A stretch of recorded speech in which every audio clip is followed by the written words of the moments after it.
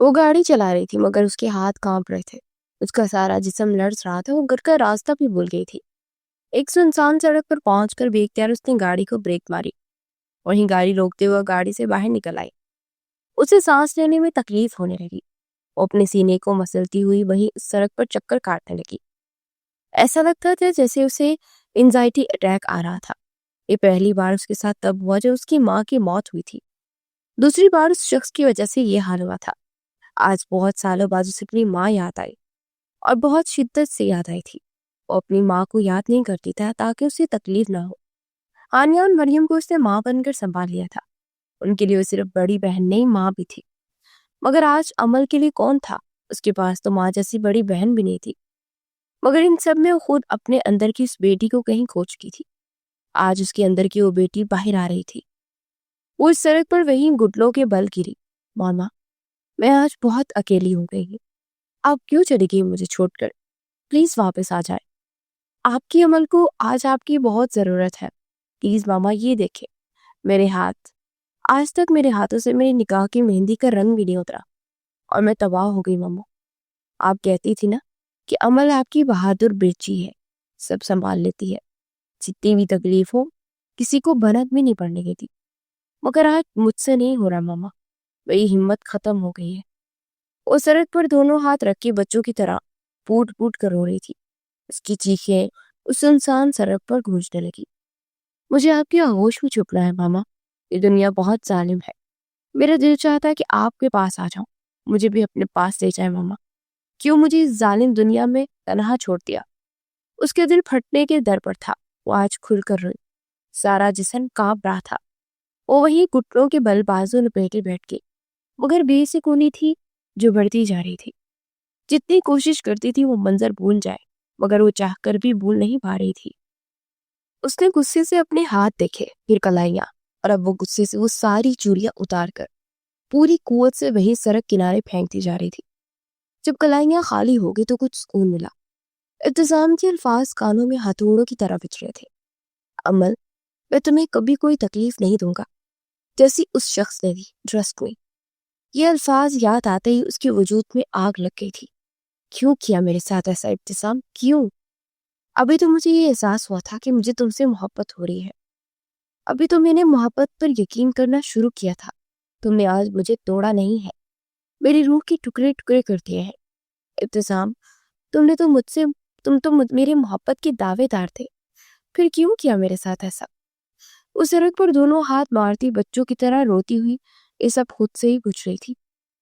اتنی مشکل سے تمہیں تمہاری محبت پر ایمان لا رہی تھی، تم تو صرف مجھے چاہتے تھے، پھر کیسے کسی دوسری عورت کے ساتھ، کیسے کسی اور کو چھوا تم نے، کیوں؟ ابتسام، وہ ہزیانی انداز میں چیخی تھی۔ وہ پاگلوں کی طرح اپنے بال اپنے ہاتھوں کی مٹھیوں میں جکڑے اب رو رہی تھی، مگر کوئی اس کے پاس ہوتا تو اب کوئی جواب دیتا۔ وہ نہیں جانتی تھی کہ وہ کتنے گھنٹے وہاں بیٹھ کر روتی رہی۔ ایک گاڑی سڑک پر آ کر رکی، اب کوئی اس کے پاس گھٹنوں کے بل بیٹھا۔ عمل، اٹھو، یہاں سے گھر چلو۔ اسے عمل کی دماغی حالت ٹھیک نہیں لگ رہی تھی۔ اس نے عمل کو کندھوں سے پکڑے، کمر سے اٹھایا۔ عمر کرنٹ کھا کر پلٹی، جیسے ہوش میں آئی، تیزی سے خود کو چھڑوایا۔ دور رہو مجھ سے، میں تمہاری کچھ نہیں لگتی، آئندہ مجھے ہاتھ لگایا تو جان سے مار دوں گی۔ وہ تیز ہوشتے تنفس کے ساتھ بہت بری طرح چیخی۔ عمل، ابتسام بھی کچھ اونچی آواز میں چیخا تھا، کسی کچھ ہوش دلا سکے۔ اسے کندھوں سے دبوچے کھڑا کرنے کی کوشش کی، جب اچانک عمل کی آنکھوں کے سامنے اندھیرا آیا اور وہ لڑکھڑا کر گری تھی۔ عمل، ایک چیخ تھی جو ابتسام کے لبوں سے نکلی۔ عمل کی آنکھوں کے سامنے اندھیرا چھایا اور وہ لڑکھڑا کر گری تھی۔ وہ تیزی سے اس کے مزید قریب ہوتا اسے تھام چکا تھا۔ عمل کو چند پل لگے تھے اپنے حواس قابو کرنے میں۔ بامشکل وہ کھڑی ہوئی، اب وہ دونوں ایک دوسرے کے سامنے کھڑے تھے۔ عمل نے تیزی سے خود کو اس سے دور کیا۔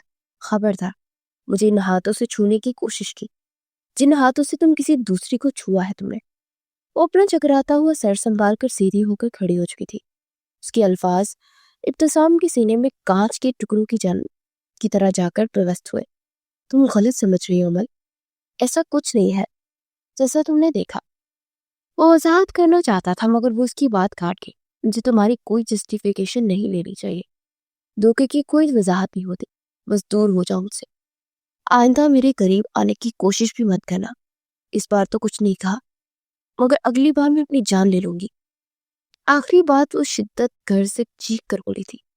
अमल, इब्तिसाम ने जिस जब्त और तकलीफ से उसे पुकारा, ऐसे जैसे वो अभी रो देगा, मगर वो साफ देख सकता था कि इन दोनों के दरमियान बहुत लंबा फासला आ चुका था। यूं जैसे सदियों की दूरी बस एक मंजिल ने खींच दी थी। इब्तिसाम ने देखा कि वो पलट गई थी, फिर झुककर पाँव से हील्स उतार दी और ने हाथ में पकड़ लिया था। बिना पत्थर बने इब्तिसाम पर दूसरी निगाह डाले वो नंगे पाँव उस कच्ची जमीन पर चलती पलट गई। इब्तिसाम मुजस्समा बना अब उसे खुद से दूर जाते देख रहा था। उसे लगा अगर वो आंखों से ओझल होगी तो फिर वो कभी इस वजूद को नहीं देख सकेगा। कितनी देर बाद उसके जिस्म में हरकत हुई। उसे एहसास नहीं हुआ जब तक वो पलटा वो गाड़ी में बैठी वहां से जा चुकी थी। इब्तिसाम जल्दी से अपनी गाड़ी की जानिब लपका। वो गाड़ी स्टार्ट करी, फिर बाद ये उसके रुख अमल की गाड़ी की तरफ किया। वो कुछ फासले पर उसकी गाड़ी का पीछा करने लगा। वो जिस हालत में गाड़ी चला रही थी, इस हालत में उसका गाड़ी चलाना जरा भी महफूज नहीं था।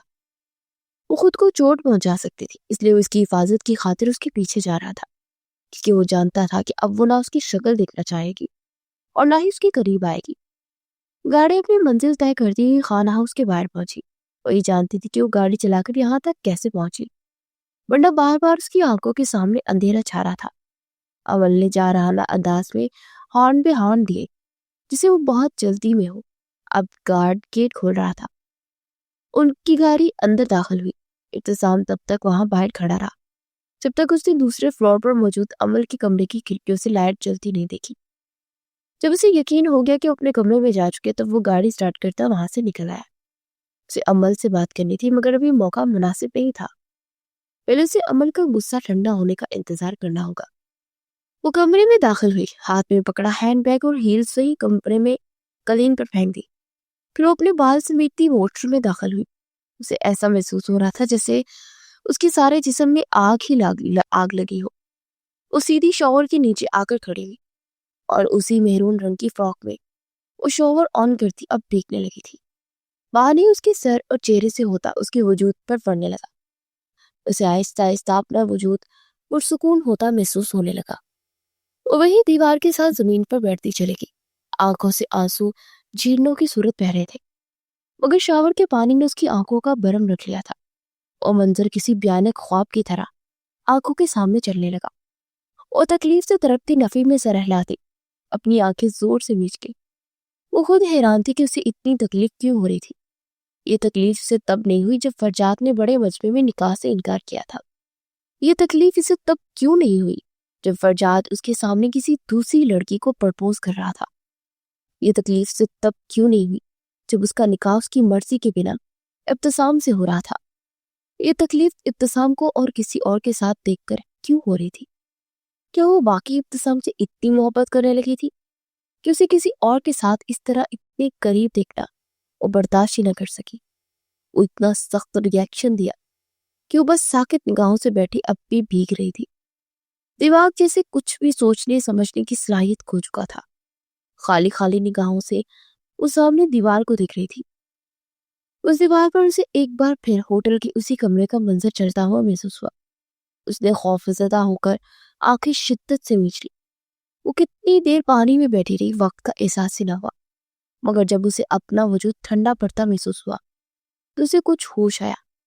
हाँ, ठंडे पानी के नीचे इतनी देर बैठने की वजह से उसे ठंड लगने लगी थी और ये सर्दी आहिस्ता आहिस्ता नाकाबिले बर्दाश्त होती गई। और तब वो तेजी से जमीन से उठी, सारा जिस्म कांपने लगा। उसने कपकपाती हाथों से शॉवर बंद किया, फिर तौलिया पकड़ती वो वॉशरूम से बाहर निकल आई। पानी के कतरे उसके कपड़े से टपक रहे थे। वो नंगे पैर चलती ड्रेसिंग रूम में दाखिल हुई, कबर्ड खोली, जो भी पहला ड्रेस हाथ में आया खींच कर निकाला। कपड़े चेंज करने के बाद वो सीधी बेड तक आए।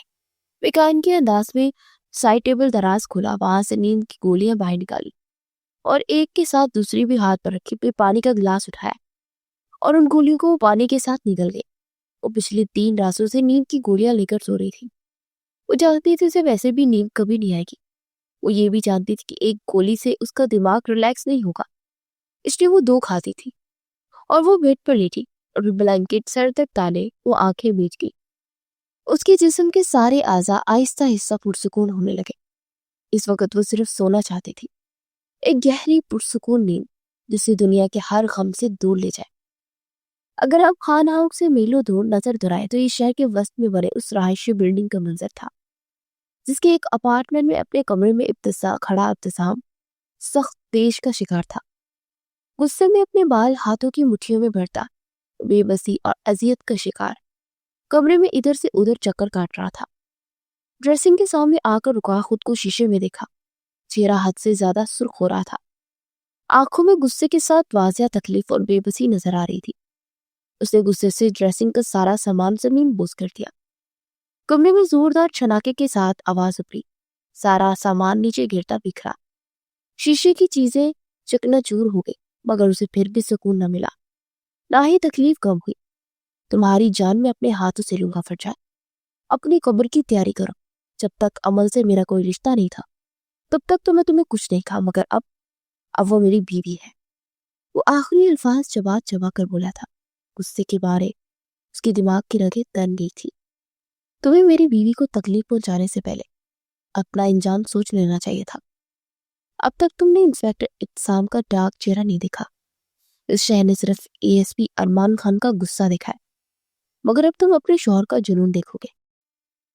اور وہ ایک لفظ سختی سے کہہ رہا تھا، کوئی سن لیتا تو کام جاتا۔ اسے اپنا موبائل پکڑا اور اس کے ہاتھ کسی کا نمبر ڈائل کر رہے تھے۔ دوسری بیل پر ہی کال اٹھا لی گئی۔ مجھے ہمارے پولیس اسٹیشن میں آیا کوئی ایک ایسا کیس بتاؤ جس کا مجرم اب تک نہیں ملا، کوئی ایسا کیس جو انسان کی عزت کے پرخچے بکھیر کر رکھتے۔ وہ بات کرتے ہوئے کوئی شفاق انسان لگ رہا تھا، کیونکہ اس کے لہجے میں بے حد شفافیت تھی۔ دوسری جانب پولیس اسٹیشن میں بیٹھے اس کانسٹیبل نے چند کیس ابتسام کی کوش گزار کے۔ ابتسام کے چہرے پر ایک شیطانی مسکراہٹ پھیلی۔ اس ریپ کیس کا ملزم مل چکا ہے، اسے پکڑو، اور ایسی سزا ہونی چاہیے کہ کم از کم وہ 5 سالوں کے لیے باہر نہ آ سکے۔ اس کا لہجہ اب ہر قسم کے جذبات سے عاری ہو چکا تھا۔ تم نے میری جس جگہ وار کیا ہے میں بھی اب تمہیں اسی جگہ سے توڑوں گا۔ تم نے اس بار میرے سینے میں کیا ہے، تمہارا سینہ نہ چیر دیا تو میرا نام بھی ابتسام نہیں۔ وہ کافی پرسکون لگ رہا تھا۔ وہ اب ایسا گناہ فرجاد کے سر ڈالنے والا تھا جو شاید اس نے کیا ہی نہیں تھا۔ شاید یہ فرجاد کی بدقسمتی تھی، کیونکہ کچھ مہینوں پہلے ہی پولیس کو ایک لڑکی کی لاش ملی تھی جس کو بہت بے ترتیب سے ریپ کرنے کے بعد اسے جان سے مار دیا گیا تھا۔ اس کا مجرم ابھی تک فرار تھا، مگر وہ لڑکی فرجاد کے ساتھ اسی یونیورسٹی میں پڑھتی تھی جہاں عمل بھی جاتی تھی۔ وہ ایک دفعہ بھی فرجاد اس لڑکی پر اس حد سے فدا تھا، مگر پھر بھی اس کا دھیان عمل کی طرف ہو گیا۔ ابتسام کے لیے ثابت کرنا زیادہ مشکل نہیں ہونے والا تھا کہ فرجاد اس کا مجرم ہے۔ اگر تم نے میری بیوی کو میرے ہی ہاتھوں ایسی تکلیف نہ دلائی ہوتی تو میں کبھی تمہارے ساتھ اتنا شفاق نہ ہوتا۔ تم نے تو صرف میری بیوی کی نظر میں مجھے گرایا ہی نہیں ہے، بلکہ مجھے پوری دنیا کی نظروں سے گرا دیا۔ منصوبہ بن چکا تھا۔ اس محبت کے کھیل میں بہت سے لوگ برباد ہونے کو تیار تھے تو کچھ برباد کرنے کو۔ رات کے اس پہر شر نے اپنا سناٹا بکھیر دیا تھا۔ 2 دن گزر چکے تھے۔ اسلام آباد شہر پر جیسے مغرب اتر رہی تھی ویسے بادل اور گٹائیں گہری ہوتی جا رہی تھی، بس کسی بھی وقت برسنے کے لیے تیار۔ یہ خانہ ہاؤس کا منظر تھا جو گہرے سناٹے میں غرق تھا۔ ایسا لگتا تھا جیسے یہاں کے مکین سانس بھی نہیں لے رہے۔ اتنی خاموشی میں دستک کی آواز ابھری، کمرے کے دروازے پر دستک ہوئی، مگر بیڈ پر پڑے وجود کی جسم میں کوئی حرکت نہ ہوئی۔ کل رات والی پوزیشن میں وہ بیڈ پر اسی نائٹ ڈریس میں لیٹی تھی، بس اب کمبل سر پر نہیں تھا، اس کی جگہ آنکھوں پر بازو رکھے ہوئے تھا۔ شاید وہ جانتی تھی کہ دروازے پر کون ہے، اس لیے اس کے وجود میں کوئی جنبش نہ ہوئی۔ دوسری بار بھی دستک ہوئی، آنے والے نے تیسری بار دستک نہیں دی۔ کمرے کا دروازہ کھولا اور اندر داخل ہو گیا۔ وہ وجود قدم قدم چلتا بیڈ تک آیا۔ کمرے کی دیواریں اسے پہچانتی تھی، اس ہستی سے مانوس تھی، کیونکہ وہ مریم سکندر خان تھی۔ وہ عمل کے پاس بیٹھی، آبی کچھ پیار سے پکارا، مگر اب بھی اس کے وجود کی جسم میں کوئی حرکت نہ ہوئی۔ مریم نے بے بسی سے دروازے میں کھڑے اب ان تیسرے وجود کو دیکھا جو اندر داخل ہو چکا تھا۔ اس نے عمل کی پیشانی پر ہاتھ رکھا اور اسے ابھی بھی بخار تھا۔ وہ صبح سے ایسے ہی بخار میں بیڈ پر پڑی تھی، آنکھیں بھی نہیں کھول رہی تھی، نہ اس نے کچھ کھایا پیا تھا، نہ اسے اپنی کوئی ہوش تھی۔ مریم نے بہت سا تھوک نکلا، پھر بالآخر بیڈ سے اٹھی۔ ابتسام بھائی، آپ سے کچھ بات کرنا چاہتے ہیں، اس لیے میں نے یہی لیا ہے۔ وہ جانتی تھی کہ امل جا گئی ہے اور سب سن رہی ہے۔ امل کی سماعت ساکت رہ گئی۔ مریم پیچھے ہٹ گئی۔ کوئی اس کے پاس اب دوبارہ بیڈ پر بیٹھ رہا تھا۔ وہ جانتی تھی اس بار بیٹھنے والی یہ مریم نہیں تھی، اور یہ وہ تھا۔ اس کے اتنے قریب بیٹھنے کی جرت اور حق صرف اسی کے پاس ہی تو تھا۔ مریم، امل نے بند آنکھوں سے اسے پکارا، مگر مریم کچھ نہ بولی۔ اس شخص کو یہاں سے چلا جائے، میں اپنے کمرے میں اسے دیکھنا نہیں چاہتی۔ آئندہ میرے کمرے میں میری اجازت کے بنا کسی بھی ایرے گہرے کو اٹھا کر نہ لانا۔ وہ بولی تو لہجہ ہر تاثر سے خالی تھا، مگر امل نے محسوس کیا کہ وہ ابھی بھی اس کے پاس بیڈ پر بیٹھا ہے۔ تمہیں سنائی نہیں دے رہا مریم؟ غصے سے چیختے ہوئے اس نے بازو چہرے سے ہٹایا، مگر اگلے ہی پل اسے حیرت کا جھٹکا لگا۔ مریم کمرے میں کہیں نہیں تھی۔ وہ امل کے غصے کی وجہ سے یہاں سے بھاگ چکی تھی، اور کمرے کا دروازہ بھی بند تھا۔ وہ جا چکی تھی۔ وہ جو حیرت سے خالی کمرے کو دیکھ رہی تھی، اس کے کانوں میں ابتسام کی آواز گونجی۔ اسے غصہ تو بہت آیا، مگر آج وہ غصہ کرنے کے بجائے دوبارہ بازو چہرے پر رکھے آنکھیں بند کر گئی۔ غصہ ان پر کیا جاتا ہے جن پر مان ہو، اور یہ شخص عمل کے سارے مان توڑ چکا تھا۔ چند پل کمرے میں خاموشی چھائی رہی۔ آج اس نے ایک بار بھی ابتسام کو نہیں دیکھا۔ ابتسام کو تکلیف ہوئی۔ عمل، اس نے بہت محبت سے پکارا، مگر عمل آج اس کی پکار پر بحری بن چکی تھی۔ ابتسام اس کے مزید قریب ہوا، محبت سے اس کے بالوں کو چھوا۔ عمل کو کوئی احساس نہ ہو کہ اس کے بال چہرے پر سے سائڈ ہٹا رہا تھا، جیسے اس کی انگلیاں عمل کے گال سے مس ہوئی۔ عمل نے تیزی سے اس کا ہاتھ اپنے چہرے سے دور کیا۔ اپنے یہ غلیظ ہاتھ میری وجود سے دور رکھو۔ آج اس کے لہجے میں کوئی غصہ نہیں تھا۔ عمل کا لہجہ ہر جذبے سے خالی تھا۔ وہ مزید اس شخص پر کچھ بھی ظاہر نہیں کرنا چاہتی تھی، یہاں تک کہ اپنا غصہ بھی نہیں۔ ابتسام کے سینے میں اس کے الفاظ نوکیلی خنجر کی طرح پیوست ہوئے۔ ایک بار میری بات تو سن لو، مجھے وضاحت کا موقع تو دو۔ خدا کی قسم میں تمہیں کوئی دھوکہ نہیں دیا، میں صرف تم سے محبت کرتا ہوں۔ میں اگر میں کسی اور میں انٹرسٹڈ ہوتا تو ان سے نکاح ہی کیوں کرتا؟ میں صرف ایک کیس حل کرنے کی کوشش کر رہا تھا۔ وہ لڑکی بہت بڑے ریکٹ کے ساتھ جڑی ہوئی ہے، میں صرف اسے شیشے میں اتار رہا تھا۔ وہ کافی مہینوں بعد ہمارے ہاتھ آئی تھی۔ وہ بھی بتا ہی رہا تھا جب اسے محسوس ہوا کہ عمل کا جسم کانپنے لگا تھا۔ وہ شاید رو رہی تھی، اور پھر تم نے سوچا کہ کیوں نہ اس کے ساتھ ایک رات گزار لو۔ آخر تمہارا کیس زیادہ ضروری تھا نا، اس کے لیے تم کچھ بھی کر سکتے تھے۔ وہ اپنا بازو چہرے پر سے ہٹا کر تکلیف سے پوچھ رہی تھی۔ عمل، ابتسام کو لگا کسی نے اس کے چہرے پر زناٹے دار تھپڑ دے مارا تھا۔ اس تھپڑ کی تکلیف عمل کے ہاتھ سے مارے ان تھپڑوں سے زیادہ تھی۔ اپنی اس گندی زبان سے میرا نام مت لو۔ تم جانتے ہو نا کہ مجھے دھوکہ اور بے وفائی سے خوف آتا ہے۔ تم نے پھر وہی کیا۔ تم مردوں کو کیا لگتا ہے کہ عورتوں کو بے وقوف بنانا آسان ہوتا ہے، یا ہم عورتیں کم عقل ہوتی ہیں تو تم مردوں کی ہر غلطی معاف کر دیں گی؟ وہ بول رہی تھی، مگر آج لہجے میں صرف تکلیف تھی، کوئی غصہ نہیں تھا۔ نہیں، ایسا نہیں تھا۔ میں ان بیویوں جیسی نہیں ہوں جن کا شوہر کسی دوسری عورتوں کے ساتھ وقت گزارنے کے بعد گھر آئے اور بیوی سب نارمل کہہ کر اس کے ساتھ خوشی خوشی رہے۔ میں باوقار عورت ہوں انسپیکٹر۔ میں وہی عورت ہوں جس نے اپنا نکاح توڑ کر اپنی عزت سلامت رکھی تھی۔ میں نے دلہن بن کر نکاح سے انکار کیا تھا، کیونکہ مجھے اپنی عزت اور اپنا وقار سب سے زیادہ عزیز ہے۔ تمہیں کیا لگا تھا تم جو کرو گے تو مجھے پتہ نہیں چلے گا؟ اس کے بعد اگر تم میرے ساتھ نارمل ہو جاؤ گے تو میں تمہیں کسی ٹیپیکل بیوی کی طرح معاف کر دوں گی۔ وہ بول رہی تھی، اور وہ ابتسام کو نہیں دیکھ رہی تھی، وہ چھت کو دیکھ رہی تھی۔ ابتسام خاموشی سے اس کے پاس بیٹھا اور اسے بولتے ہوئے سن رہا تھا۔ اس نے ایک بار بھی عمل کو خاموش کروانے کی کوشش نہیں کی تھی۔ وہ چاہتا تھا وہ سب بولے، اس کے اندر کیا چل رہا ہے وہ سب باہر آ جائے، اور وہ صرف اسے سنے۔ مجھے اس بات سے فرق نہیں پڑتا کہ تم مجھ سے محبت کرتے ہو یا نہیں، فرق مجھے اس بات سے پڑتا ہے کہ تم میرے وفادار نہیں رہے۔ مجھے ایسا مرد نہیں چاہیے۔ جب آج تک میں نے فرجات کو معاف نہیں کیا تو تمہیں کیسے کر دوں؟ وہ تو پھر میرا چنا ہوا مرد تھا۔ جب عورت اپنے پسندیدہ مرد کے پیچھے پاگل ہو جائے تو وہ عورت باوقار نہیں رہتی۔ تمہارا قصور یہ ہے کہ تم نے میرے شوہر ہونے کے بعد کیسے کسی اور کو چھوا۔ تم میرے شوہر بن چکے تھے، تم پر صرف میرا حق تھا۔ جب میں اپنے سارے حق تمہیں سونپ گئی تھی تو یہ تمہارا بھی فرض تھا کہ میرے وفادار رہتے، مگر تم نے میرا مان توڑا۔ اب میں ساری زندگی بھی چاہوں گی بھی تو تمہیں ساتھ نہیں چل سکتی، اس لیے بہتر ہے کہ ہم عزت سے اپنے راستے الگ کر لیں۔ میں تمہیں بھول جاؤں گی تو ایسا بھی نہیں کہوں گی، کیونکہ یہ کوئی فلم نہیں ہے اور نہ ہی مجھے ڈائلاگس بولنے آتے ہیں۔ میں تمہیں کبھی نہیں بولوں گی، ہمیشہ یاد رکھوں گی کہ تم نے مجھے کون سی تکلیف دی، اور آئندہ زندگی میں مجھے ہر مرد سے دور رکھنے میں مدد کرے گی۔ جب عورت کسی کے نکاح میں چلی جاتی ہے تو اس پر فرض ہوتا ہے کہ وہ اپنے جسم کی اور اپنی عزت کی حفاظت کرے، وہ اپنے شوہر کی وفادار رہے۔ اگر عورت کسی سے ہنس کر بات بھی کر لے تو وہ بری بن جاتی ہے، اپنے شوہر کو دھوکہ دینے والی کہلائی جاتی ہے۔ تو پھر یہی قانون ایک مرد پر کیوں نہیں لگتے؟ مرد بھی جب ایک عورت کو اپنے نکاح میں لیتا ہے تو کسی دوسری کے سامنے اپنی باہیں نہیں کھولتا، نہ ہی کسی دوسری کے سامنے خود کو بے لباس کرتا ہے۔ عزت برابر ہوتی ہے، خواہ مرد ہو یا عورت، دونوں ہی وفادار رہتے ہیں۔ تم تو دو دن بھی میری وفادار نہ رہ سکے، اس لیے اب میں تمہارے ساتھ کبھی نہیں چل سکتی۔ چلے جاؤ میری زندگی سے دور، ہو سکے تو پلیز کبھی میرے سامنے مت آنا، تمہیں دیکھوں گی تو میرے زخم تازہ ہو جائے گے۔ بول بول کر اس کا سانس پھول گیا تھا۔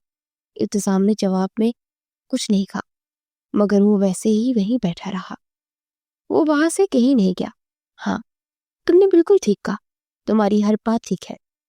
کافی دیر بعد اس کے جسم میں حرکت ہوئی۔ میں جانتا ہوں تم نے جو دیکھا وہ سچ تھا، اس میں کوئی جھوٹ نہیں تھا، لیکن میں سچ کہہ رہا ہوں عمر، میں اب بھی تمہارا وفادار ہوں۔ میں نے اس عورت کو ہاتھ بھی نہیں لگایا۔ جو منظر تم نے دیکھا باخدا وہ سچ تھا، مگر وہ سارا سچ نہیں تھا۔ میں کیسے ثابت کروں گا؟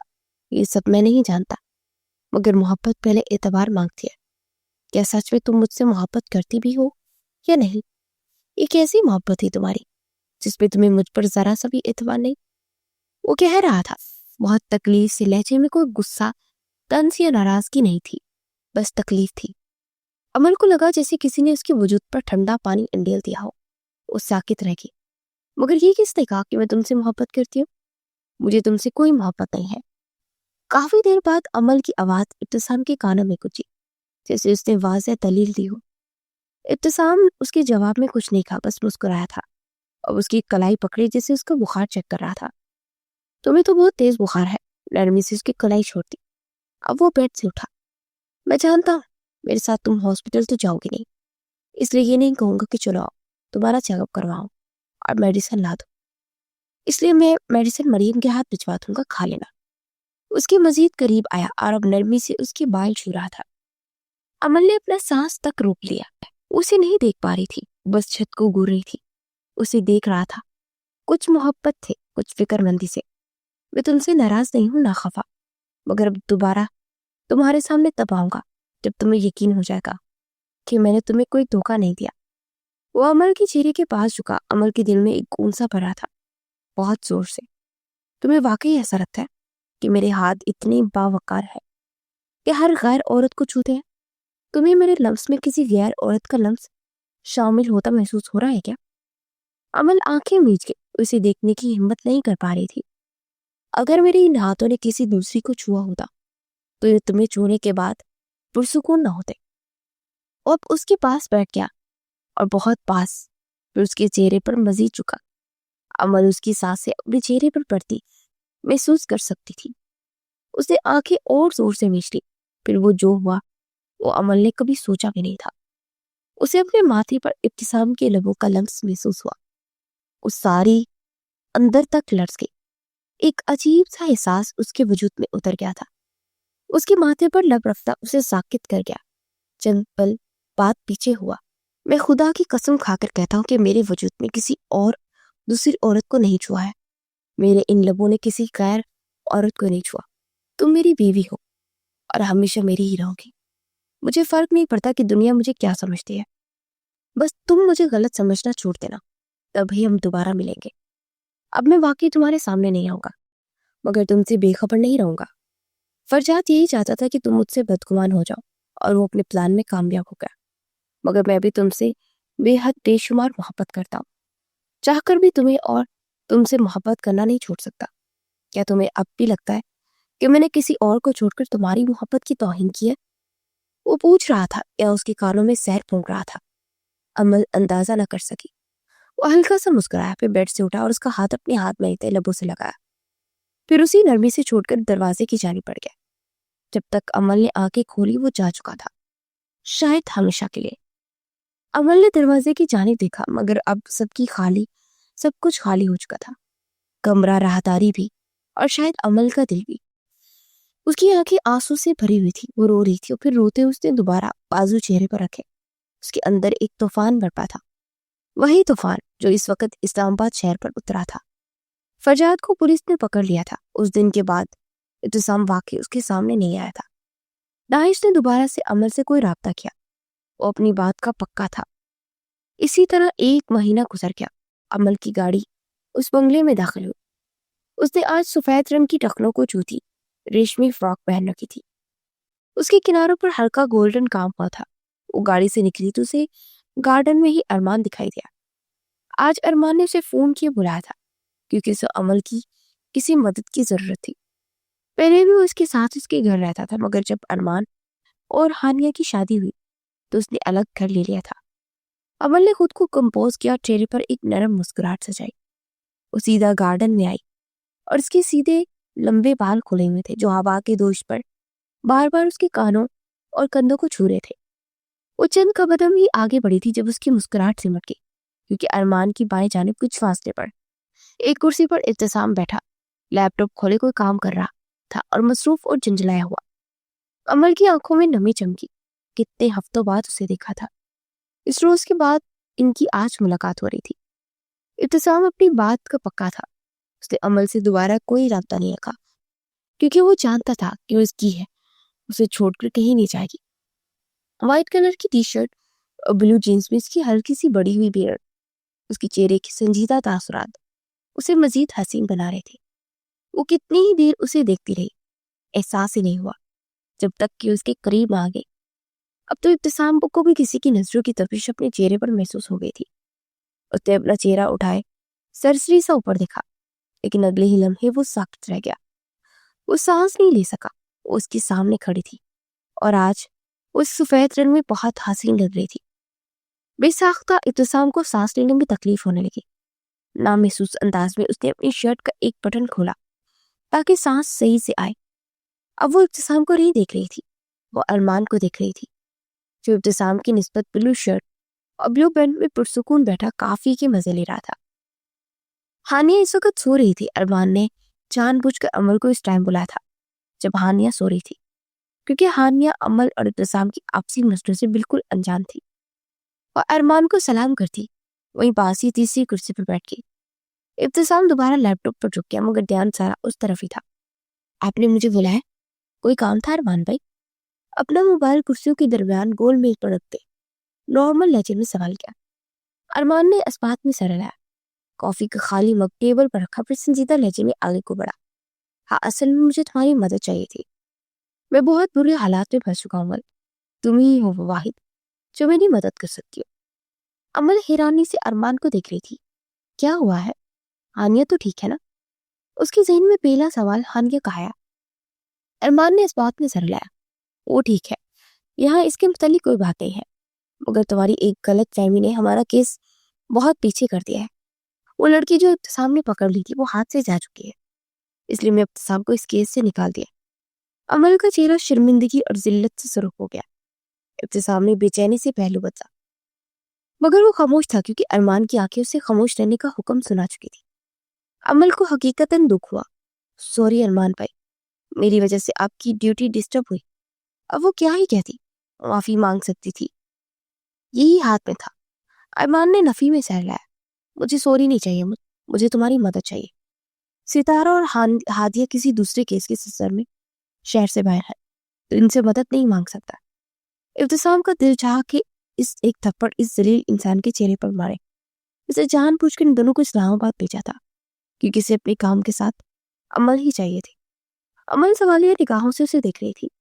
لڑکی تو ہاتھ سے جا چکی ہے، اب ایک ہی حل ہے، ہم ان کڈنیپرز کے سامنے پنیر پھینکیں گے جیسے چوہے کو دل سے نکالنے کے لیے چیز کا لالچ دیا جاتا ہے، ویسے ہی ہم ایک خوبصورت لڑکی کا لالچ دیں۔ ہم تمہیں وہاں بیچیں گے، بس لوکیشن چاہیے ہمیں ان لڑکیوں کی جنہیں وہ بدماش اغوا کرتے ہیں اور پھر ملک سے باہر جا کر بیچ دیتے ہیں۔ میں تمہیں ایک پینڈنٹ دوں گا، اس میں ایک ٹریکر ہوگا، تمہیں بس وہاں جانا ہے، 24 گھنٹوں کے اندر اندر ہم تمہیں وہاں سے نکال لیں گے، یہ میرا وعدہ ہے تم سے۔ وہ لڑکیوں سے وائٹ ڈلیوری کرواتے ہیں، لیکن میں تمہیں ان کا شکار ہونے سے پہلے ہی واپس لاؤں گا۔ یہ ارمان خان زبان دیتا ہے۔ کیا کرو گی میری مدد؟ عمل کا سر بری طرح چکرانے لگا تھا۔ ابتسام غصے سے پہلو پہ پہلو بدل رہا تھا۔ ارمان کی باتیں اس کا خون کھولنے کے لیے کافی تھی۔ اس کی بیوی کو اس جہنم میں بیچنے کا سوچ بھی کیسے سکتا تھا؟ عمل نے گھبرا کر صرف نفی مہلایا۔ میں کیسے جا سکتی ہوں؟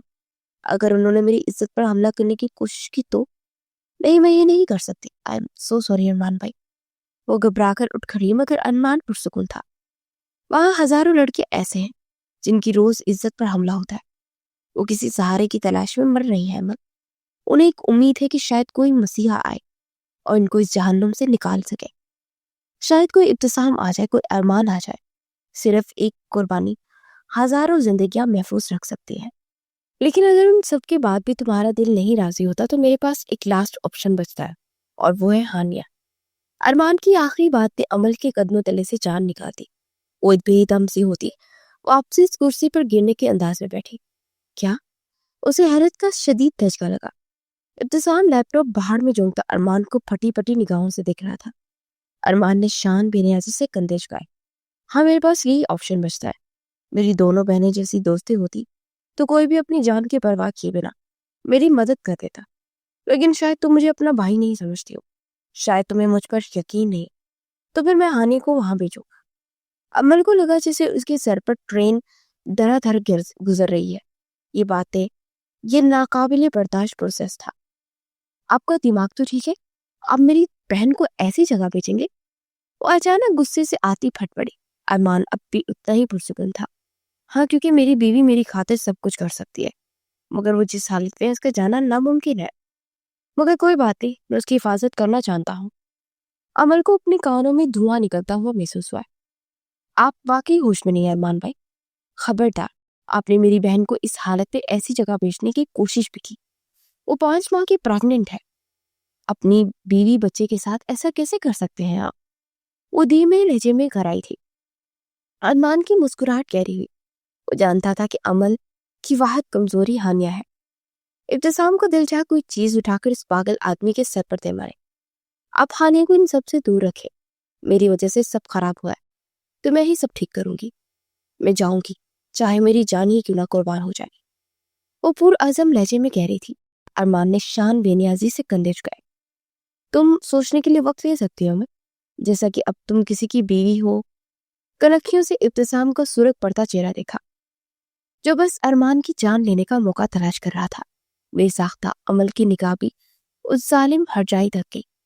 جیسا کہ اب تم کسی کی بیوی ہو تو اپنے شوہر سے اجازت لے سکتی ہو اس مشن میں میرا ساتھ دینے کی۔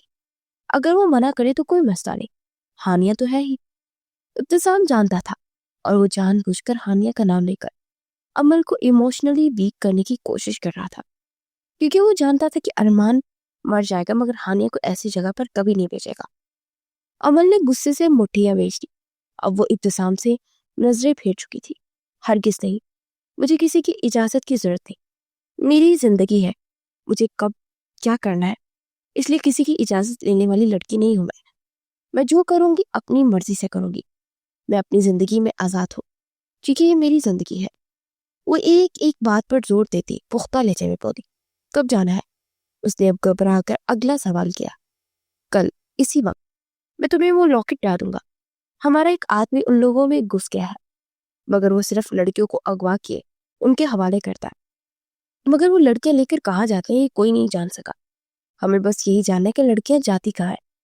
ہمیں کسی فیمیل پولیس آفیسر کو بھیجیں گے تو وہ فوراً پہچان لے گی، بس اسی لیے تمہاری ضرورت ہے۔ عمل نے سمجھنے والے انداز میں سر ہلایا۔ دل میں ایک امید کی کرن تھی کہ شاید ابتسام کچھ کہے، اسے جانے سے روک دے، منع کرے، مگر وہ خاموش رہا۔ عمل کے دل میں جو ایک چھوٹی سی امید کی جھلک تھی وہ چھناکے سے ٹوٹ گئی۔ ہانیہ کہاں ہے؟ وہ بات بدل گئی۔ اندر کمرے میں سو رہی ہے۔ ارمان کا پرسکون جواب آیا۔ اچھا، میں اسے دیکھ لوں۔ اتنا کہتے وہ اندر چلے گئے۔ اس کی جانے کی دیر تھی کہ ابتسام برق رفتاری سے اپنی کرسی سے اٹھا اور اگلے ہی پل ارمان کے سر پر کھڑا اس کا گریبان دبوچ چکا تھا۔ ارمان جیسے محفوظ ہوا۔ کمینے بیوی ہو میری، اپنی بیوی کا نام لے کر تم میری بیوی کو پاگل بناؤ گے؟ تم اسے وہاں نہیں بھیجو گے ورنہ میں تمہارے پولیس اسٹیشن کو آگ لگا دوں گا۔ باہر میں گیا گیس۔ وہ چیخا نہیں دہاڑا تھا۔ ارمان ہنس پڑا۔ بہت خیانت مند چور ہو تم۔ جب میں تمہارے سامنے اسے کہہ رہا تھا تو کیوں اس کے سامنے سینہ تان کر مجھے روکا نہیں؟ کیوں خاموشی سے تماشا دیکھتے رہے؟ ارمان نے بے تاثر لہجے کے ساتھ اتنا کہتے ابتسام کے ہاتھ اپنے گریبان سے دور کیے۔ بھولو مت، تمہاری بیوی میری وجہ سے وہ بنی ہے۔ تمہاری بیوی بعد میں ہے، میری بہن پہلے ہے۔ اتنی ہی غیرت آ رہی ہے تو جاؤ اسے بچا لینا۔ اسے بچانا ہے اور اس کا دل جیتو۔ موقع دے رہا ہوں میں تمہیں۔ شاید ان سب کے بعد تم دونوں کے درمیان غلط فہمیاں دور ہو جائے۔ اور ابتسام کا سارا وجود ساکت رہ گیا۔ وہ پھٹی پھٹی نگاہوں سے ارمان کو دیکھ رہا تھا۔ اس کا مطلب یہ سب کچھ ارمان نے صرف ان دونوں کو ایک کرنے کے لیے کیا تھا۔ کسی نے ابتسام کے وجود پہ ٹھنڈا پانی ڈال دیا تھا۔ وہ واپس کرسی پر بیٹھتا چلا گیا۔ اسے ہر قسم کی آواز آنی بند ہو گئی تھی۔ اگر امل کو کچھ ہو گیا تو نہیں، وہ اسے کچھ نہیں ہونے دے گا۔ ارمان کی بات ٹھیک تھی، وہ امل کو بچا لے گا اور اس کا دل جیت لے گا کیونکہ وہ اس کا شوہر تھا۔ ارمان پرسکون بیٹھا، ابتسام کے چہرے کی اتار چڑھاؤ دیکھ رہا تھا۔ تیر سیدھا نشانے پر جا لگا تھا۔ اب سب ٹھیک ہو جائے گا۔ مگر کیا واقعی؟ اسلام آباد شہر پر اگلی صبح اتر چکی تھی۔ اسلام آباد کی ایک سنسان اور پرسکون سڑک کا منظر تھا۔ گاڑی سے ٹیک لگائے کھڑا وہ شدید ڈسٹرب لگ رہا تھا۔ بلا وجہ ہی ایک پاؤں گاڑی کے ٹائر پر مارتا جا رہا تھا۔ کچھ فاصلے پر وہ ارمان کے ساتھ کھڑی اس کی مختلف ہدایت سن رہی تھی۔ آج اس نے کالی فراک پہن رکھی تھی، اس پر سلور کام ہوا تھا۔ اس نے غور کیا تھا کہ ہانیہ اور امل دونوں ہی فراکس بہت زیادہ پہنتی تھی۔ اس نے امل کو شلوار قمیض میں شاید ہی کبھی دیکھا ہو۔ نہ جانے لڑکیوں کو فراکس سے اتنی obsession کیوں ہوتی ہے۔ ابتسام بس سر جھٹک کر رہ گیا۔ اب ارمان اسے پینڈنٹ پکڑا رہا تھا۔ امل نے فوراً پینڈنٹ اپنے گلے میں ڈالا۔ تمہارا نام نمل ہے، عمر 25 سال ہے، مڈل کلاس فیملی سے بلونگ کرتی ہوں۔ جس لڑکے کو پسند کرتی تھی اس نے شادی کے خواب دکھا کر اس کڈنیپرز کو بیچ دیا۔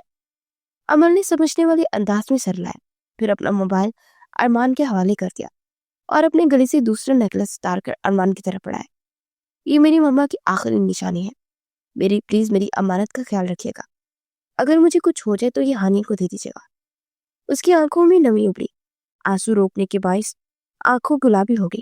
ایسا کچھ مت پوچھو، تمہیں بچانے کی تمہارے محافظ آئیں گے، بس مجھ پر بھروسہ رکھو اور اس پینڈنٹ کا خیال رکھنا کسی کو شک نہ ہو۔ ویسے تو وہ تمہاری تلاشی لیں گے مگر تمہیں ان کو شک نہیں ہونے دینا، اس کا خیال رکھنا، ہم اسی کے ذریعے تم تک پہنچیں گے۔ اب ارمان اسے بٹر فلائی والی ایک ہیئر پین دے رہا تھا جو یہ اپنے بالوں میں لگا لو، اس سے میں تمہیں آس پاس آتی آوازیں سن سکوں گا۔ امل نے وہ بالوں میں لگا لی۔ اب ارمان اس کے بازو پکڑے کمر کے پیچھے ہاتھ باندھ رہا تھا۔ ابتسام کی آنکھیں اب سرخ ہو رہی تھی، اس کی برداشت اس سے زیادہ نہیں تھی مگر اسے ایک موقع دینا تھا۔ اب وہ گاڑی کی پچھلی سیٹ پر بیٹھ رہی تھی۔ پھر ارمان نے اسے مزید ہدایت دی۔ اب تمہیں بے ہوش کرنا ہوگا، گھبرانا نہیں، ایک نارمل لڑکی کی طرح ریئیکٹ کرنا۔ امل نے خود کو مضبوط دکھانے کی کوشش کی۔ وہ جانتا تھا کہ وہ ہانی کے لیے قربانی دے رہی ہے، وہ ارمان ابتسام کے لیے۔ یہ رشتے کتنے انمول ہوتے ہیں۔ اس سے پہلے کہ گاڑی سٹارٹ ہوتی اس نے آخری بار ارمان کو پکارا، ارمان بھائی۔ ارمان پلٹا اور اسے دیکھا۔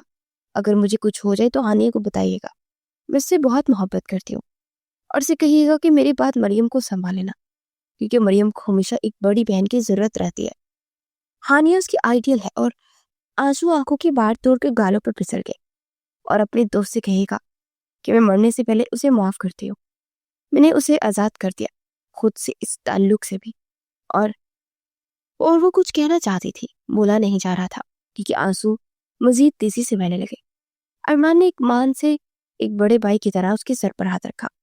میں کسی کو کچھ نہیں کہوں گا، تم یہ سب واپس آ کر خود کہنا کیونکہ میں تمہیں کچھ نہیں ہونے دوں گا۔ اس کے ایک ایک لفظ میں پختگی اور سختی تھی۔ امل کو جیسے یقین ہو گیا کہ ارمان اسے کچھ نہیں ہونے دے گا۔ پہلی بار اسے لگا کہ وہ بے آسرا نہیں ہے، اس کے پاس ایک بڑا بھائی ہے۔ ارمان پیچھے ہٹا۔ ڈرائیور نے گاڑی سٹارٹ کی اور ارمان نے اس کے چہرے پر بے ہوشی کی وہ دوا سپرے کی۔ ارمان نے آنکھیں موند لی، شاید وہ اب کبھی اپنوں کو نہ دیکھ سکے۔ گاڑی سٹارٹ ہوتی آنکھوں سے اوجھل ہوتی گئی، وہ جا چکی تھی۔ ارمان واپس پلٹا تو نظر ابتسام تک گئی، جس کا چہرہ ضبط کے باعث سرخ ہو گیا تھا۔ ارمان اس کے قریب آیا اور اس کے کندھے پر ہاتھ رکھا۔ اس نے میری طرف دیکھا بھی نہیں، وہ بس یہاں آئی اور چلی گئی۔ اتنی نفرت تو امل نے کبھی اس فرجاد سے بھی نہیں کی تھی۔ ارمان، وہ مجھ سے نفرت کیسے کر سکتی ہے؟ وہ بھیگی آنکھوں کے ساتھ پوچھ رہا تھا۔ ارمان نے اس کا ہاتھ پکڑا اور امل کا موبائل اور اس کی ماں کی وہ آخری نشانی اس کے ہاتھ پر رکھ دی۔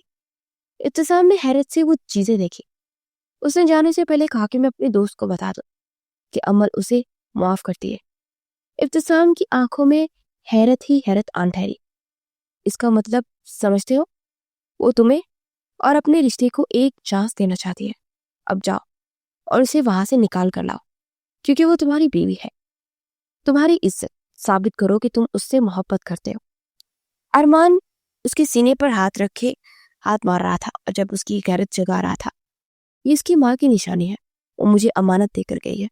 اب جاؤ اور اسے اس کی امانت واپس کراؤ اور اس کی امانت کی حفاظت کرو اور اپنی امانت کی بھی۔ سنجیدگی سے کہتے اس نے اپنی جیب سے ایک موبائل نکالا۔ اس پر امل کی لوکیشن، آس پاس سے آتی آوازیں، شور سنائی دے رہا تھا۔ اب سنو کیا کرنا ہے، میرے پاس ایک پلان ہے جس سے امل کو تمہاری قدر ہو جائے گی۔ ارمان اس کے پاس کھڑا سرگوشی میں کچھ سمجھا رہا تھا۔ ابتسام نے اپنے دل سے بہت بڑا بوجھ سرکتا ہوا محسوس کیا۔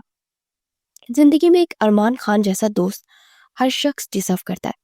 آپ کے پاس کچھ ہو نہ ہو، ایک ارمان خان جیسا ہونا چاہیے۔ اس کا دماغ گہری غنودگی میں تھا۔ اس نے بہت مشکل سے اپنے آنکھیں کھولنے کی کوشش کی۔ آنکھیں کھلی تو کسی انجان کمرے میں بیڈ پر پڑی تھی۔ اب اس کے ہاتھ کھولے جا چکے تھے۔ امل نے اپنے حواس بحال کیے اور اٹھ کر بیٹھی۔ آس پاس دیکھا، پھر اس کا ہاتھ نکائن کے انداز میں اپنے گلے تک کیا۔ وہاں ارمان کا دیا ہوا پینڈنٹ تھا۔ امل نے ایک پرسکون سانس لی، یوں جیسے اس کا محافظ پاس ہی ہو۔ اٹھی اور آس پاس کا جائزہ لینے لگی۔ کمرے کا دروازہ باہر سے لاک تھا۔ امل کے دماغ میں ارمان کی ہدایت گونجی اور اگلی پل وہ دروازہ کھٹکھٹاتی اونچی آواز میں مدد مانگنے لگی۔ کوئی ہے؟ پلیز دروازہ کھولو، مجھے باہر نکالو، کوئی ہے؟ تم لوگ؟ 5 منٹ بھی نہیں گزرے تھے جب دروازہ کھلا اور 2 لڑکیاں اندر داخل ہوئی، اور دونوں نے یونیفارم پہن رکھا تھا، شاید وہ گارڈ تھی۔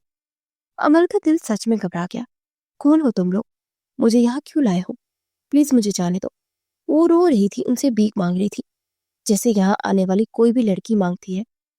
ایک نے اسے بالوں سے دبوچا، تم آج سے یہی رہو گی، اس لیے اگر اب کوئی آواز نکالے تو تجھے گونگی کرنے میں 1 منٹ نہیں لگاؤں گی، اور اب تجھے آواز نہ آئے تیری، یہاں رہنے کی اب عادت بنا لے۔ وہ نفرت اور غصے سے کہتی امل کو زمین پر دھکا دیے کمرے سے باہر نکل گئی تھی۔ امل کا دل سوکھے پتے کی مانند لرز رہا تھا۔ وہ واپس دروازے تک گئی، مگر دروازہ بند ہو چکا تھا۔ وہ دروازہ کھٹکھٹاتی رہی، دوبارہ کوئی نہ آیا۔ وہ نامحسوس انداز میں سارے کمرے کا جائزہ لیتی رہی۔ جب اسے محسوس ہوا کہ کمرے میں کیمرے لگے ہیں، 2 گھنٹوں بعد دروازہ کھلا اور ایک لڑکی کھانا رکھ کر واپس چلی گئی۔ امل نے اس بار اٹھ کر باہر بھاگنے کی کوشش نہیں کی، مگر اس نے کھانے کے کو بھی ہاتھ نہیں لگایا۔ اسے احساس نہیں ہوا، شاید اسے یہاں آئے 6 گھنٹے ہو چکے تھے، شاید اب رات اتر چکی تھی، جب دروازہ ایک بار پھر کھلا اور دوبارہ وہی لڑکی آئی جس نے امل کو دھکا دیا تھا۔ چل اٹھ، تیری پیشی آئی ہے، تجھے آج رات کے لیے تیار کرنا ہے، ویسے بڑی ہی خوش قسمت ہے تم، آتے ایک امیر بزنس مین کو پسند بھی آ گئی، ایسی قسمت ہر کسی کی نہیں ہوتی۔ وہ کیا کہہ رہی تھی؟ امل کے وجود میں دھماکے ہو رہے تھے۔ رات، امیر بزنس مین، چل اٹھ، یہ لباس تبدیل کر، سختی سے ہدایت کی، مگر امل نے جیسے لباس کو دیکھا اس کا چہرہ سرخ ہوا۔ ہرگز نہیں، میں یہ بیہودہ لباس نہیں پہنوں گی۔ وہ چلائی تھی، مقابل کو غصہ آیا۔ مجھ سے بدتمیزی کرے گی؟ اس نے رکھ کے ایک تھپڑ امل کے چہرے پر دے مارا۔ امل کو اپنے آس پاس دھماکے ہوتے ہوئے محسوس ہوئے۔ اس کا سر چکرا گیا۔ زندگی میں پہلی بار کسی نے اسے تھپڑ مارا تھا، مگر امل نے وہ لباس پہننے سے صاف منع کر دیا۔ اس نے غصے سے امل کو گردن سے دبوچا۔ جب نظر امل کی پینڈنٹ تک گئی، اس نے ایک چٹکی سے وہ پینڈنٹ کھینچا۔ امل کی گردن پر زنجیر سے بہت بری طرح زخم کر گئی. نہیں پلیز اسے کچھ مت کرنا, یہ میرے لیے بہت خاص ہے. عمل نے بے بسی سے درخواست کی. اچھا اگر چاہتی ہو کہ میں اسے چھوڑ دوں تو چل لباس تبدیل کر. مگر عمل روتی ہوئی نفی میں سر ہلا رہی تھی. میں مر جاؤں گی مگر ایسا لباس نہیں پہنوں گی. اس لڑکی نے پوری قوت سے پیپر ویٹ جو کہ وہی ڈریسنگ کی کسی دراز میں پڑا تھا اسے اٹھا کر پینڈنٹ پہ دے مارا. پینڈنٹ کرچی کرچی ہو گیا. یہ خوش قسمتی تھی یا بد قسمتی کہ ڈیوائس بھی وہ کرچی کرچی ہوگی, ورنہ وہ دیکھ رہی تھی. وہ واپس عمل کی جانی پلٹی. مجھے منع کرے گی ہاں؟ غراتے اس نے رکھ کر 2 تھپڑ عمل کی دوسری گال پر دے مارا. اس بار عمل اپنا توازن برقرار نہ رکھ سکی اور سیدھا بیٹھ کے پانی سے سر پر زور سے لگی اور اگلے پل وہ کراہ پر زمین پر گری. سر پر چوٹ لگی تھی. خون کا فوارہ ابلتا ہوا سر سے بہنے لگا. عمل کی آنکھوں کے سامنے اندھیرا چھا رہا تھا. وہ چاہتی تو اس لڑکی کو جان سے مار سکتی تھی. اتنی خوددار اور عزت نفس تو عمل میں تھی ہی. مگر ارمان نے کہا تھا کہ وہ ماریں گے تو نارمل لڑکی کی طرح ہی ریئیکٹ کرنا. مگر اب اسے لگا کہ وہ مزید زندہ نہیں رہ پائے گی. اس کی آنکھیں بند ہونے لگی. اسے محسوس ہوا اب آنکھیں بند ہو گئی تو کبھی کھل نہیں پائیں گی. اسے آخری بار اپنوں کے چہرے دیکھ لینے چاہیے. آج اسے شدت سے ابتسام یاد آیا تھا. کاش وہ یہاں ہوتا تو اسے بچا لیتا. وہ ہر مشکل میں اس کے ساتھ تھا مگر عمل نے اسے خود سے دور کر دیا. اب وہ لڑکی اس کا گال تھپتھپا رہی تھی. آنکھیں کھولو. زیادہ بے ہوش ہونے کی کوشش کی تو جان سے مار دوں گی.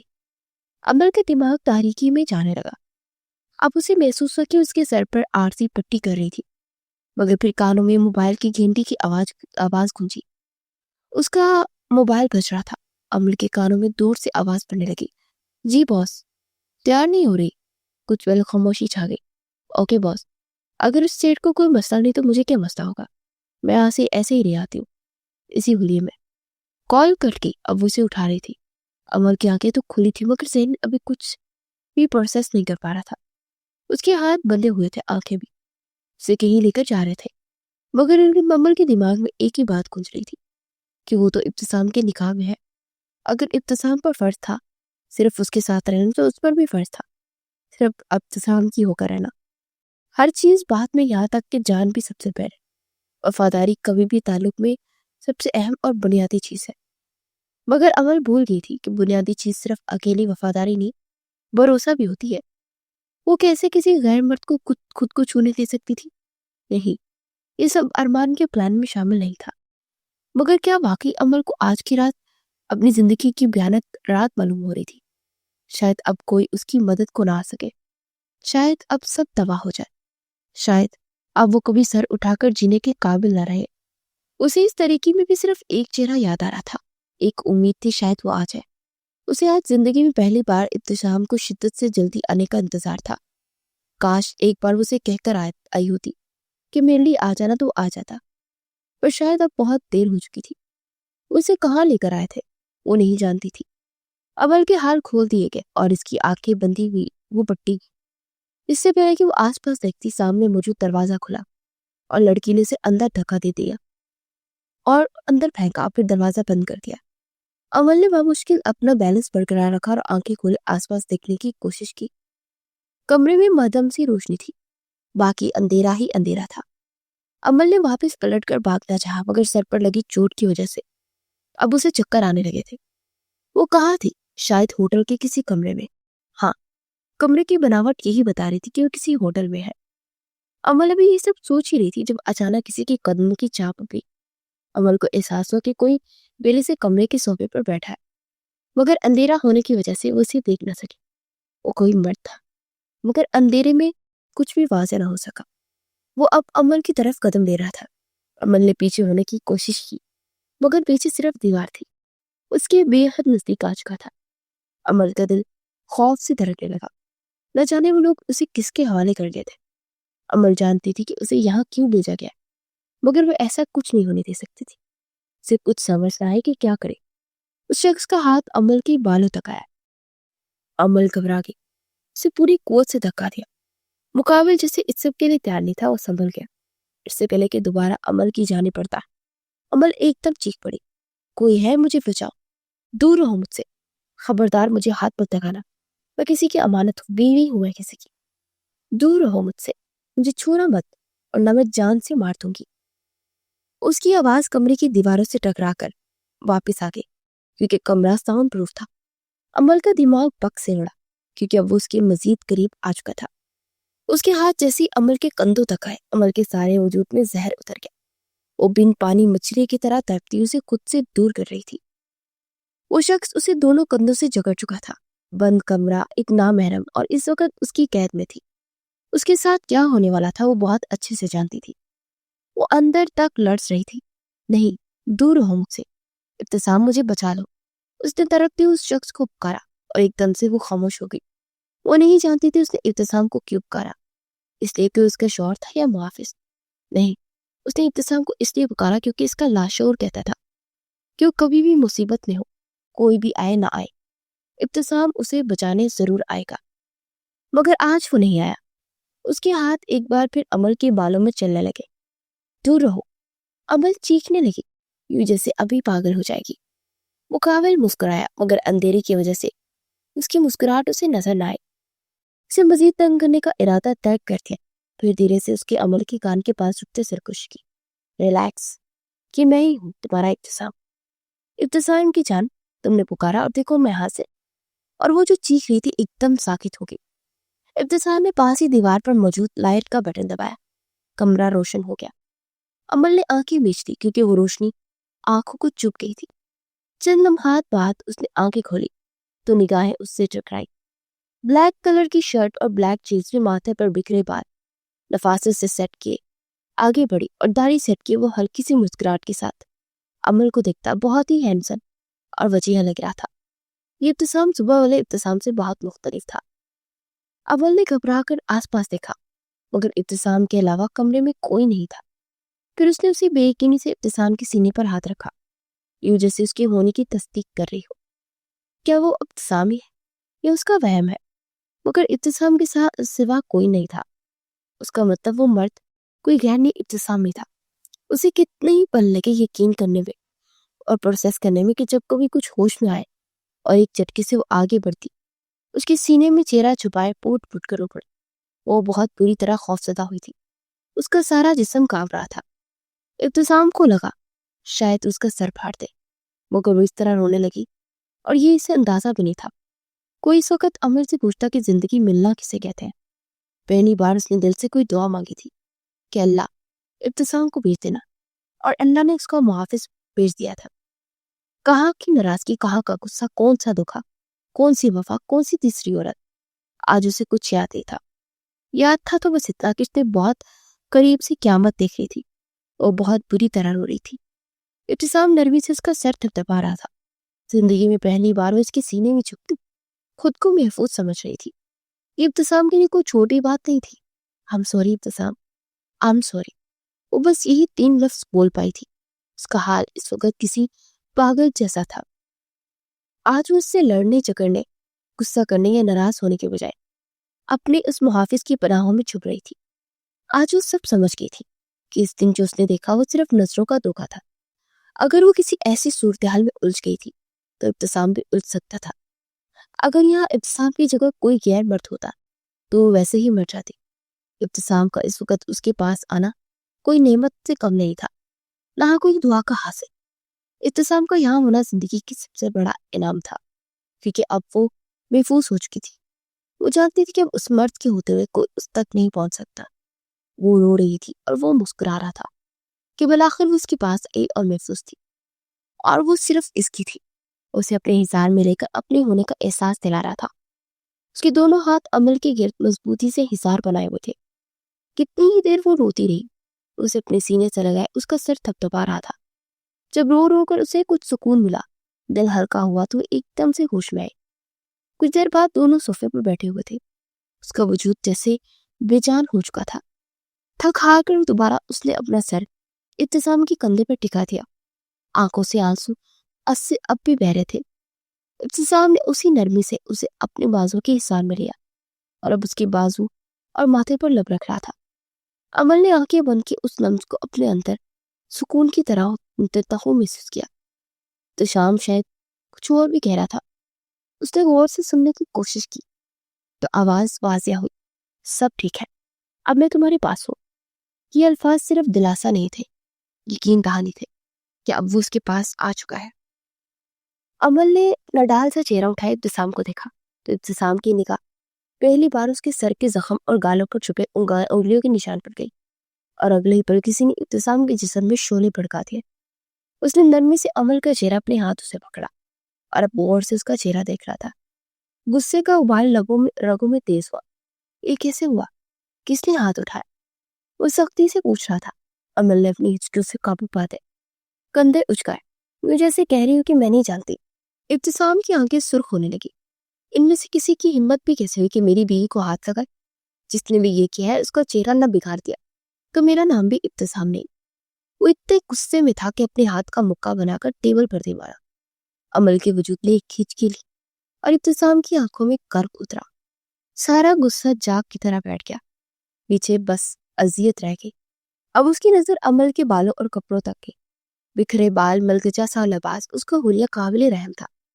وہ صوفے سے اٹھا اور دیوار کے پاس رکھے ایک بیگ تک گیا۔ امل نے اب غور کیا کہ کوئی بیگ بھی پڑا ہے۔ اسے بیگ سے ایک میرون رنگ کا کوئی لباس نکالا۔ امل لمحوں میں سمجھ گئی کہ وہ اس کے لیے یہ لباس لایا تھا۔ واپس امل تک آیا اور وہ ڈریس امل کے ہاتھ میں تھمائے۔ جاؤ شاور لو، اس سے کچھ سکون ملے گا۔ اپنی حالت ٹھیک کرو، پھر میں تمہارے سر پر دوبارہ پٹی کرتا ہوں۔ اس کی نظر امل کی سر پر لگی اس عارضی سی پٹی تک گئی۔ امل میں بحث کرنے کی سخت کہاں تھی۔ خاموشی سے وہ لباس ہاتھ میں تھامے وہ واش روم میں جا کر بند ہو گئی۔ تقریباً 20-25 منٹ بعد وہ شاور لے کر اس میرون فراک میں واش روم سے باہر نکلی۔ گھٹنے تک آتی میرون فراک جس پر گولڈن کام ہوا تھا۔ امل اس لباس میں بہت خوبصورت لگ رہی تھی۔ اپنے بال تولیے میں لپیٹے وہ واپس صوفے پر آ کر بیٹھی۔ ابتسام صوفے موبائل پر مصروف تھا۔ پاس ہی ٹیبل پر گرما گرم کھانا پڑا تھا جو یقیناً اس نے امل کے جانے کے بعد آرڈر کیا تھا۔ وہ اندازہ لگا سکتی تھی کہ وہ ارمان سے بات کر رہا تھا۔ چند اہم باتوں کے بعد اس نے کال کاٹی، موبائل سائڈ پر رکھا اور امل کی جانب رخ موڑ گیا۔ پھر اسی خاموشی سے صوفے کے سامنے ٹیبل پر پڑا فرسٹ ایڈ باکس اٹھایا۔ یہ باکس ابھی یہاں آیا تھا، پہلے یہاں موجود نہیں تھا۔ شاید اس نے ہوٹل کے سٹاف سے منگوایا تھا۔ وہ کچھ ہی دیر میں اس کے سر کی پٹی کر چکا تھا۔ وہ واش روم تک گیا، ہاتھ دھو کر واپس آیا تو امل صوفے کی پیٹھ سے سر ٹکائے آنکھیں موندے بیٹھی تھی۔ ابتسام اس کے پاس بیٹھا تھا۔ امل دھیرے سے اس کے ہاتھ اس کے گال پر رکھے۔ امل نے آنکھیں کھولے اسے دیکھا۔ آج اس کی آنکھوں میں نفرت یا ناراضگی نہیں تھی، نہ ہی لڑنے کی سکت تھی۔ آج اس کی آنکھوں میں بس تھکن تھی، جسے وہ ان سب سے تھک گئی ہو۔ مزید حالات یا کسی اور سے لڑنے کی طاقت نہیں رہی تھی۔ اٹھو، کھانا کھاؤ، پھر میڈیسن کھا کر ریسٹ لینا، تمہاری طبیعت ٹھیک رہی ہے، مگر پہلے کچھ کھا لو۔ وہ بے حد نرمی اور محبت سے بولا۔ امل کا ہاتھ پکڑے اسے ٹھیک سے بٹھایا۔ اب اس کے لیے کھانا پلیٹ میں نکال رہا تھا۔ امل بس اسے دیکھتے جا رہی تھی۔ اس کے سامنے کھانا رکھ چکا تھا، اس کھانے کو نہیں دیکھ رہی تھی۔ اب بھی نگاہیں اس کے چہرے پر جمی تھی۔ کھانا کیوں نہیں کھا رہی ہو؟ یا پھر یہ چاہتی ہو کہ میں اپنے ہاتھوں سے کھلاؤں؟ امل نے کھانے کو ہاتھ نہیں لگایا تو ابتسام نے مسکراتے ہوئے سنجیدگی سے پوچھا۔ امل کی آنکھوں میں 2 آنسو ٹوٹ کر گرے۔ تمہیں مجھ سے نفرت نہیں ہوتی ہے کیا؟ اس کے ایسے سوال پر ابتسام نے چونک کر اسے دیکھا۔ امل کی آنکھوں میں کوئی الجھن تھی۔ مجھے تم سے نفرت کیوں ہوگی؟ مجھے تم سے محبت ہے، عقیدت ہے، تم سے چاہت ہے، بس اور کوئی جذبہ پیدا نہیں ہوتا۔ امل کی آنکھوں سے آنسو مزید تیزی سے بہنے لگے۔ میں نے اتنے سارے لوگوں کے سامنے اس ہوٹل میں تمہیں تھپڑ مارا، مجھے اتنا غصہ آیا، اور یہ سب نارمل نہیں تھا۔ تمہیں تو مجھ سے نفرت ہو جانی چاہیے تھی، پھر کیوں نہیں ہوئی ابتسام؟ وہ یہ سوال پوچھتی اس وقت معصوم بچی لگی تھی۔ ابتسام کی مسکراہٹ کہہ رہی ہوں، تم جانتے ہو ساری دنیا کے سامنے مجھے جان سے بھی مار دو، میں تمہیں اپنا قتل بھی معاف کر دوں گی، کیونکہ مجھے تم سے محبت ہے امل۔ ہاں، اگر تم مجھ سے کسی دوسری لڑکی کے ساتھ دیکھ کر ویسا ری ایکشن دیتی تو میں ضرور مجھے حیرت ہوتی۔ وہ اب کھانے کا نوالا بنائے امل کے لبوں سے لگا رہا تھا۔ امل نے بھیگی آنکھوں کے ساتھ منہ کھولا اور نوالا کھا لیا۔ اتنی محبت کرتے ہو مجھ سے؟ اگلا سوال ہو۔ ابتسام نے دوسرا نوالا اس کے منہ میں ڈالا۔ بہت زیادہ، اتنی زیادہ کہ تمہیں واپس لے جانے کے لیے ایک امیر بزنس مین بن کر ایک رات کے لیے تمہیں خریدنے پہنچ گیا۔ کتنا مشکل تھا ہولیہ چینج کرنا اور ان لوگوں کو یقین دلانا کہ میں ایک بہت بڑا بزنس مین ہوں، صرف اس لیے کہ میرے بیت پہنچنے تک کہیں وہ تمہیں کوئی نقصان نہ پہنچا دے۔ میں کتنا خوفزدہ تھا تمہیں اندازہ بھی نہیں ہوگا۔ وہ اگلا نوالہ اس کے منہ میں ڈال چکا تھا۔ مجھے لگا تھا تم نہیں آؤ گے۔ وہ اپنے آنسو صاف کرتی اپنا خدشہ بتا رہی تھی۔ ابتسام نے اگلا نوالہ اس کے منہ میں ڈالا۔ میں کیوں نہ آتا، مجھے آنا ہی تھا، کیونکہ تم صرف میری محبت میں میری بیوی بھی ہو اور اپنی عزت کی حفاظت کرنی آتی ہے مجھے۔ اگلا نوالہ اس کے منہ میں ڈالتے مضبوط لہجے میں اس نے کہا۔ عمل بس اب محبت بھری نگاہوں سے اسے دیکھ رہی تھی۔ ابتسام اسے اپنے ہاتھوں سے کھانا کھلا رہا تھا اور وہ کھاتی گئی۔ میں نے وہ تھپڑ اس وجہ سے نہیں مارا تھا کہ مجھے یہ لگا کہ تم دھوکے باز ہو۔ میں نے وہ تھپڑ اس وجہ سے بھی نہیں مارا تھا کہ تم کسی اور کے ساتھ ہو۔ میں نے وہ تھپڑ اس وجہ سے مارا تھا کیونکہ میں تم سے محبت کرتی ہوں اور مجھ سے برداشت نہیں ہوا کسی عورت کا تمہارے اتنے قریب ہونا، کیونکہ وہ میری جگہ تھی ابتسام، وہ میری جگہ تھی۔ وہ روتے ہوئے ابتسام کے سینے پر ہاتھ رکھے کہہ رہی تھی۔ ابتسام ساکت رہ گیا۔ یہ جگہ صرف میری ہے، یہاں مجھے ہونا تھا۔ وہ کیوں یہاں تھی؟ ہاں میں مانتی ہوں محبت کرنے سے ڈرتی تھی، مجھے نکاح نہیں کرنا تھا کیونکہ میں دوبارہ وہ تکلیف و اذیت برداشت نہیں کرنا چاہتی تھی۔ لیکن میں نے نکاح کر لیا تھا نا، تو صرف تم میرے ہو گئے تھے۔ اس نے اب اپنا چہرہ ابتسام کے سینے میں چھپا لیا۔ آنسو مسلسل بہ رہے تھے۔ ابتسام کا ہاتھ بے اختیار اس کے بالوں تک گیا۔ میں نے وہ تھپڑ اس لیے نہیں مارا کیونکہ تم نے میرا اعتبار توڑا، میں نے وہ تھپڑ اس لیے مارا کیونکہ تم نے میری جگہ کسی اور کو دینی چاہیے، ڈرامہ ہی چاہے کچھ لمحات کے لیے ہی، لیکن کیونکہ وہ ایک تھپڑ میں نے اس لیے مارا کیونکہ مجھے غصہ آیا تھا، بے حد غصہ۔ اس سسکیوں کے درمیان یہ سب بتاتی دوبارہ پھوٹ پھوٹ کر رو پڑی۔ اپنا چہرہ اب تک ابتسام کے سینے پر چھپا رکھا تھا۔ ابتسام نے دونوں بازوں کے حصار میں اسے لیے مضبوطی سے تھام رکھا تھا۔ کیونکہ میں تم سے محبت کرتی ہوں ابتسام، وہ اب بھی پڑپڑا رہی تھی۔ ابتسام بس اس کا سر سہلا رہا تھا۔ کچھ دیر تک وہ نارمل ہو گئی۔ ابتسام کو اچانک کچھ یاد آیا۔ اس نے اپنی جیب سے عمل کا وہ لاکٹ باہر نکلا، پھر عمل کے قریب ہو کر بیٹھا اور وہ لاکٹ اس کے گلے میں پہنا دیا۔ عمل نے چونک کر اپنے گلے پر ہاتھ رکھا۔ یہ میں نے ارمان بھائی کو دیا تھا، وہ حیرانگی سے پوچھ رہی تھی۔ ابتسام نے سر اسبات میں ہلایا۔ ہاں جانتا ہوں، لیکن تمہارا ولی میں ہوں، تمہاری امانت کی حفاظت کرنے کا پہلا حق میرا ہے، ارمان کا نہیں، اس لیے اس سے میں نے لے لیا۔ تمہارا موبائل بھی میرے پاس ہے، مگر یہ سب چھوڑو، چلو تم ریسٹ کرو، ہم ابھی یہاں سے نہیں نکل سکتے۔ یہ دروازے کے باہر ان کے 2 گارڈز موجود ہیں، لیکن میں تمہیں یہاں سے لے کر ہی جاؤں گا۔ وہ عمل کا ہاتھ پکڑے اسے بیڈ تک لے آیا اور اسے بیڈ پر بٹھانے کے بعد بلینکٹ کھول رہا تھا۔ عمل کچھ متذبذب سی اسے دیکھ رہی تھی۔ لیٹ جاؤ عمل، ابتسام نے کچھ سختی سے تنبیہ کی۔ وہ خاموشی سے لیٹ گئی۔ ابتسام نے کمرے کی لائٹس بند کر دی، پھر اس کے پاس بیڈ کی دوسری سائڈ پر آ کر بیٹھا اور اب اس کے بالوں پر انگلیاں چلا رہا تھا۔ عمل چند پل اسے اپنے قریب دیکھتی رہی۔ اسے دیکھ کر سکون محسوس ہو رہا تھا۔ پھر آہستہ آہستہ اس کا دماغ غنودگی میں جانے لگا اور ابتسام کے چہرے پر نظریں جمائے وہ کب گہری نیند سو گئی اسے احساس تک نہیں ہوا۔ اس کے ایک ہاتھ میں ابتسام کی بازو کی شرٹ تھی۔ ابتسام نے چونک کر اپنا بازو دیکھا۔ وہ کسی بچے کی طرح شرٹ کو مٹھی میں دبوچ کر سو گئی تھی، جسے اسے چھوڑ کر کہیں چلا جائے گا۔ ابتسام کو جی بھر کر اس پر پیار آیا۔ اسے تکلیف میں دیکھ کر جو تکلیف ہوئی تھی وہ الگ تھی۔ آج عمل نے اسے اپنی محبت کا اظہار کیا تھا۔ یہ ابتسام کے لیے کسی اعزاز سے کم نہیں تھا، لیکن آج جو سچائی اس پر آشکار ہوئی تھی کہ عمل اسے لے کر کس قدر جنونی ہے، وہ حیران کن تھی۔ وہ عمل کے بے حد قریب بیٹھا اس کے چہرے کو دیکھتا جا رہا تھا۔ رات سرکتی گئی۔ صبح ہوٹل کا دروازہ بند تھا۔ گارڈ کھولنے کی کوشش کر رہے تھے، بالآخر دوسری جانب چابی سے کھولنا پڑا۔ گارڈ کمرہ خالی تھا۔